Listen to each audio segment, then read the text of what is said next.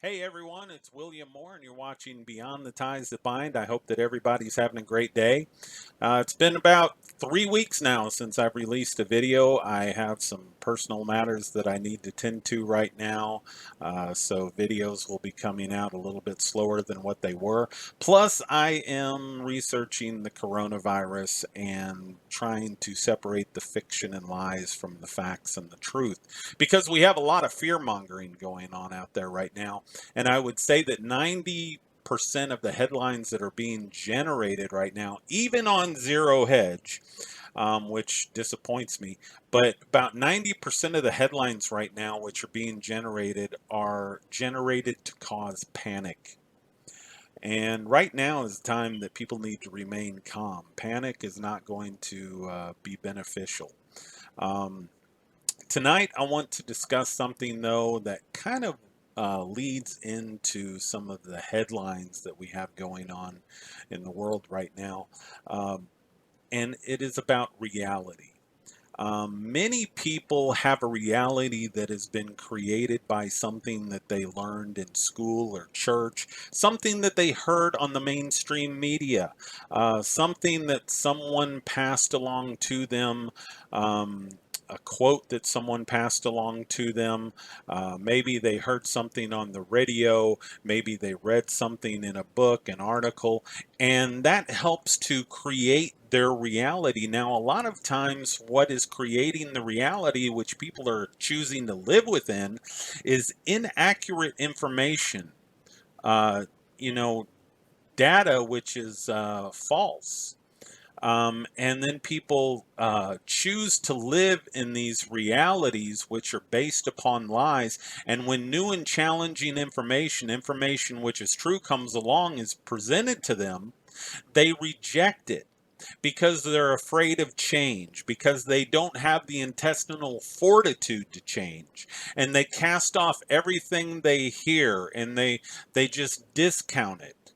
And so, and people like that really are worthless. I mean, if you're not going to uh, you know, digest new information, if you're not going to research things, then your opinion doesn't mean anything. You have a right to your opinion, but I have a right to tell you that your opinion doesn't mean anything. It's not worth a brass farthing. Um, so back in the 90s, we had a man named Christopher Dummett. He made a claim which a lot of people now have built a reality around, and they accept this man's claim as truth. However, this man has now came out and said that he lied. And you have millions of people, mainly in America, but millions of people around the globe that actually believe this lie. And it is having an effect on people's lives. So the following is an excerpt from Parents as First Educators. It's from the March 2nd, 2020 edition. And it goes on, in an article published last fall in the online Canadian magazine Quillette, historian Christopher Dummett discusses how he went from denying that sex is a biological reality to admitting that he was wrong. Okay, so this man believed that uh, there were many genders. I'm just going to go on with the article. Dummett describes how in the 1990s, as a graduate student, he promoted the idea that sex is wholly a social construct, that there was no such thing as sex.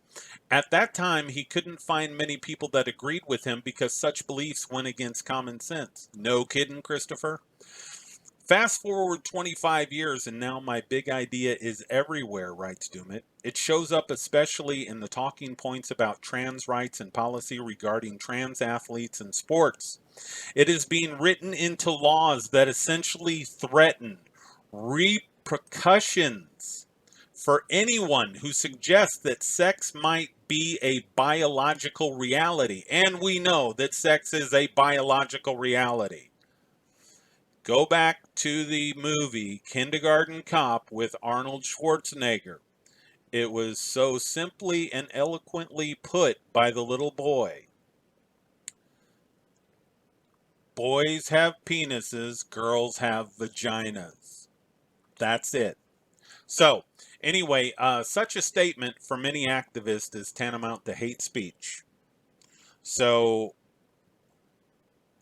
when you say that um, there are only two sexes, a lot of people consider that hate speech. Yet it's not hate speech, it's the truth, because the entire idea of there being many genders are that a person who is born a male can say that they're female, a person born a female can say that they're a male. That was based upon a lie. Duman admits he was wrong in promoting the idea that sex is a social construct and says that he and others in the gender studies field were making it up when it came to their research. Now, people have formed a reality and force this reality upon others and force others to believe this reality or want others to believe this reality. I don't believe their reality, but they're forcing people to believe something which is a lie. And they make laws concerning these lies. So, yet this baseless idea that Duman and others promoted is what is driving the transgender movement and its lobbying to have pro-transgender policies put in place. Duman laments the fact that my flawed reasoning and other scholarship using the same defective thinking now is being taken up by activists and governments to legislate a new moral code of conduct. And that new moral code of conduct, people are being forced to live within that reality, that new moral code of conduct that goes against everything that common sense stands for. Um, there is no critical thinking that can back up more than two genders.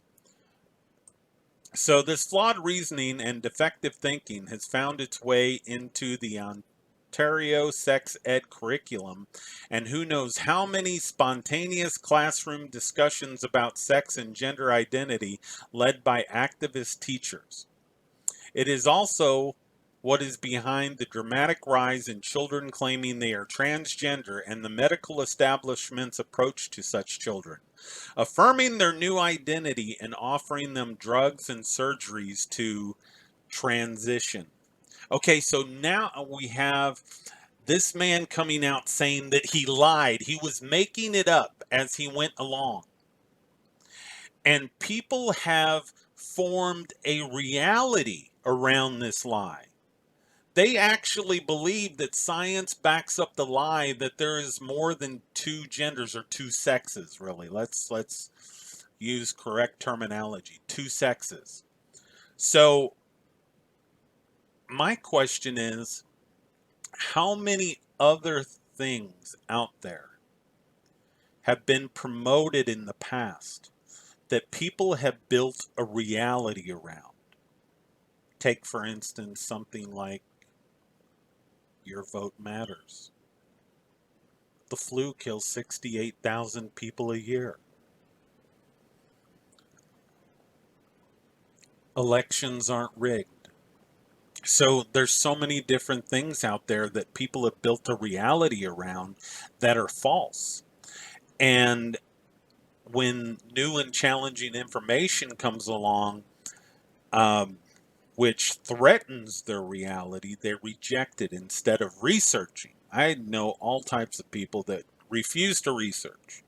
They just, all they do is drone on and on and on about items, and they have no numbers or data to back up their claims. So, like I said, let's think about it. How many people out there believe that, now because of this man's statements, that there is more than two sexes, or that there are multiple genders? How many people think that the Constitution protects freedoms?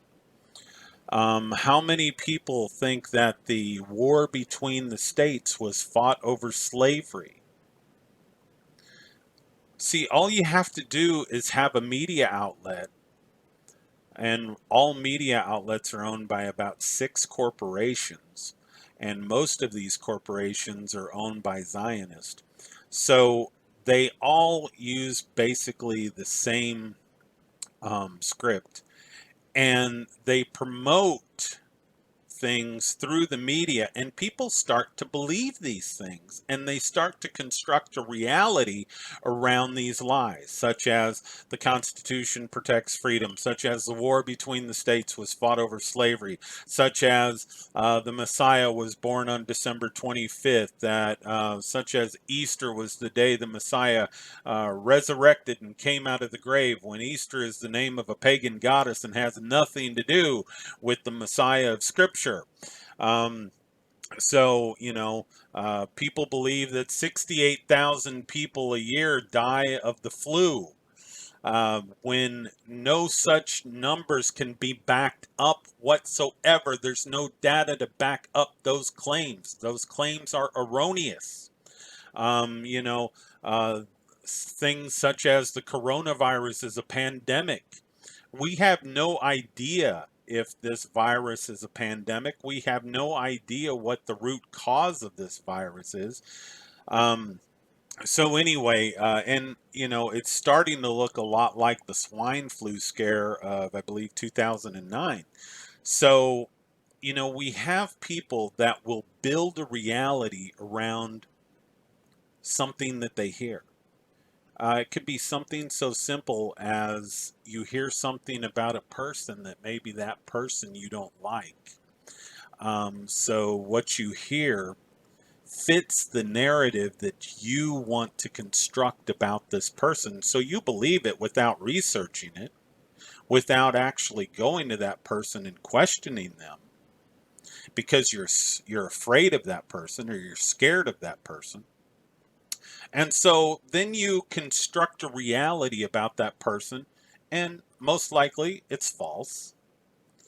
So this is, you know, basically why we can't have good things, why we can't have good relationships, because people are building realities around lies, and then you have a lot of conflict that goes on. You have legislation that people are trying to pass. Another thing is that you hear guns kill people. Really? No, people kill people, and people have been killing people for millennium before guns were even created.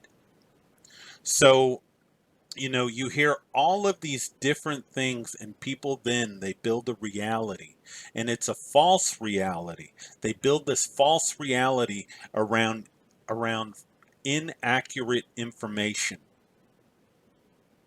So what we need to do is we need to accept new and challenging information. We need to do some research, because people who don't do any research, to me, your opinion doesn't matter. It's worthless. You have a right to your opinion, but I count your opinion as a brass farthing. It's not even worth a brass farthing.